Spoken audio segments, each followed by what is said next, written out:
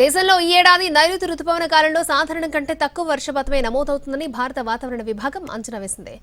దీర్ఘకాల సగటుతో పోలిస్తే 90% వర్షమే ఈ సీజన్లో కురిసే అవకాశాలున్నాయని పేర్కొంది. రానున్న 7 రోజుల్లో నైరుతి రుతుపవనాలు కేరళ తీరాన్ని తాకనున్నట్లుగా తెలిపింది. ఇక ఐఎండీ తాజా అంచనాల ప్రకారం ఈసారి జూన్ సెప్టెంబర్ మధ్య ఈశాన్య భారత్లో సాధారణ వర్షపాతం నమోదవుతుంది. దేశవ్యాప్తంగా మిగిలిన ప్రాంతాలు సాధారణం కంటే తక్కువ వర్షపాతంతోనే సరిపెట్టుకోవాల్సి వస్తుందని ఐఎండీ పేర్కొంది. జూన్లో దేశవ్యాప్తంగా సగటు వర్షపాతం ఎల్పీఏలో 92% కంటే తక్కువే నమోదవుతుంది. జూన్లో దేశవ్యాప్తంగా చాలా ప్రాంతాల్లో గరిష్ట ఉష్ణోగ్రతలు సగటు కంటే ఎక్కువే నమోదయ్యే అవకాశాలున్నాయి. ఈ జాబితాలో ఉత్తరప్రదేశ్, హర్యానా, పంజాబ్, బీహార్, ఒడిశా, ఛత్తీస్గఢ్, గుజరాత్, ఏపీ రాష్ట్రాల్లోని పలు ప్రాంతాలు ఉన్నట్లుగా తెలిపింది. వడగాలులపై కేంద్రం, రాష్ట్రాల స్పందన కోరింది ఎన్జీటీ.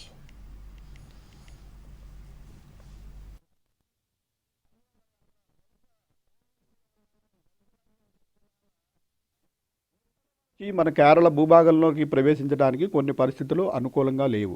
దీనివల్ల మరొక 3 నుంచి 4 రోజులు ఇంచుమించుగా ఈ సమయం పట్టే అవకాశం ఉంది.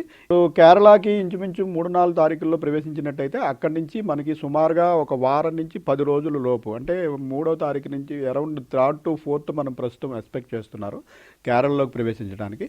సో అక్కడి నుంచి సుమారు 5 నుంచి 7 రోజులు, అంటే 10 నుంచి 12 తారీఖుల సమయంలోకి మనకి తెలంగాణలోకి ఎంటర్ అయ్యే అవకాశం. లాస్ట్ ఇయర్ లానినా పరిస్థితులు ఉన్నాయి, అనుకూల పరిస్థితులు ఉన్నాయి, మాన్సూన్ కూడా తొందరగా వచ్చింది. తదనుగుణంగా మనకి ఓవరాల్ రెయిన్ఫాల్ కూడా 8% ఎక్సెస్ రెయిన్ఫాల్ 108% మనకి రికార్డ్ అవ్వడం జరిగింది.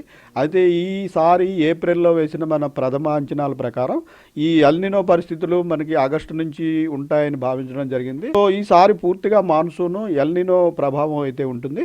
దీనివల్ల మనం మొదట అంచనా వేసిన 92% అంతా కూడా రెయిన్ఫాల్